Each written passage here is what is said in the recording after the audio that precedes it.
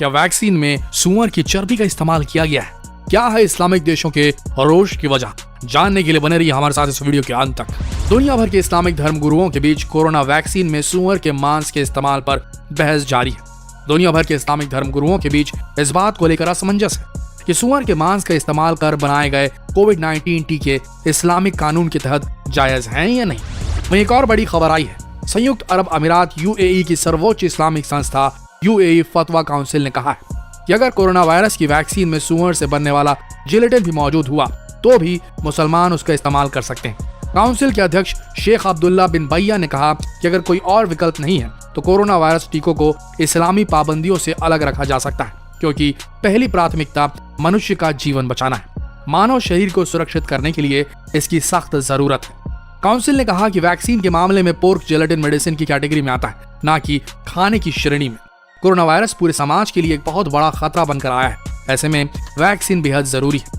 Council ने कहा कि इस मामले में पोर्क जेलेटिन को दवा के रूप में इस्तेमाल किया जाना है, न कि भोजन के तौर पर। दरअसल टीकों में सामान्य तौर पर पोर्क जेलेटिन का इस्तेमाल होता है और इसी वजह से टीकाकरण को लेकर उन मुस्लिमों की चिंता बढ़ गई है जो इस्लामी कानून के तहत पोर्क से बने उत्पादों के प्रयोग को हराम मानते हैं। अधिकतर वैक्सीन में पोर्क जेलेटिन होता है और इस वजह से कहा जा रहा था कि तमाम मुस्लिम धार्मिक मान्यताओं की वजह से कोरोना वैक्सीन से दूरी बना सकते हैं। इस्लाम में सूअर के मांस से बने उत्पादों का उपयोग हराम माना गया है।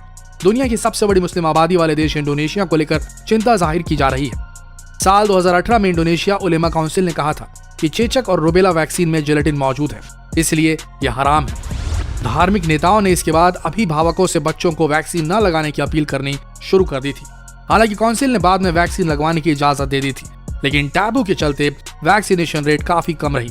इंडोनेशिया की सरकार ने कहा कि कोरोना वैक्सीन की खरीदारी में वह मुस्लिम संगठनों को भी शामिल करेगी ताकि वैक्सीनेशन की प्रक्रिया में बाद में कोई समस्या न हो। ब्रिटिश इस्लामिक मेडिकल एसोसिएशन के महासचिव सलमान वकार का कहना है कि ऑर्थोडॉक्स यहूदियों और मुसलमानों समेत विभिन्न धार्मिक समुदायों के बीच टीके के इस्तेमाल को लेकर असमंजस की स्थिति अभी भी बरकरार है, जो सूअर के मांस से बने उत्पादों के इस्तेमाल को धार्मिक रूप से अपवित्र मानते हैं।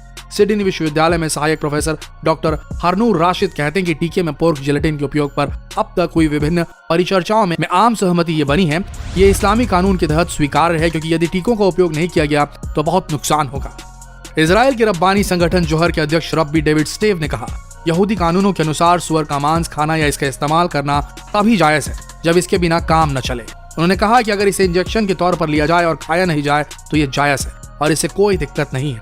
बीमारी की हालत में इसका इस्तेमाल विशेष रूप से जायज है। तो आखिर क्या होता है ये पोर्क जेलेटिन, आइए समझते हैं। दरअसल जेलेटिन जानवरों की चर्बी से प्राप्त होता है। सूअरों की चर्बी से मिलने वाले जेलेटिन को पोर्क जेलेटिन कहा जाता है।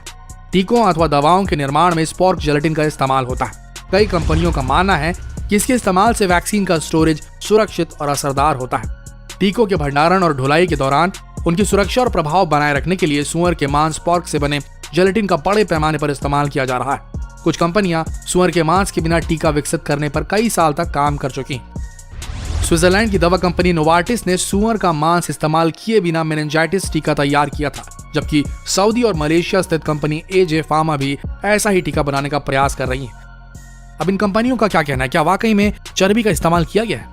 हालांकि फाइजर, मॉडर्न और एस्ट्राजेनेका के प्रवक्ताओं ने कहा कि उनके कोविड-19 टीकों में सूअर के मांस से बने उत्पादों का इस्तेमाल नहीं किया गया है, लेकिन कई कंपनियां ऐसी हैं जिन्होंने ये स्पष्ट नहीं किया है कि उनके टीकों में सूअर के मांस से बने उत्पादों का इस्तेमाल किया गया है या नहीं। ऐसे में इंडोनेशिया जैसे बड़ी मुस्लिम आबादी वाले देशों में चिंता पसर गई है। इस बीच संयुक्त अरब अमीरात के टॉप इस्लामिक बॉडी ने कहा कि अगर वैक्सीन में सूअर का मांस हो तो भी उन्हें दिक्कत नहीं है और वो टीका लगवाएंगे। आशा करते हैं ये वीडियो आप सबको सही जानकारी देने में कामयाब हुआ होगा। ऐसे ही वीडियोस के लिए बने रहिए हमारे इस नए चैनल के साथ। मिलते हैं अगले वीडियो में, तब तक के लिए आप सबका धन्यवाद।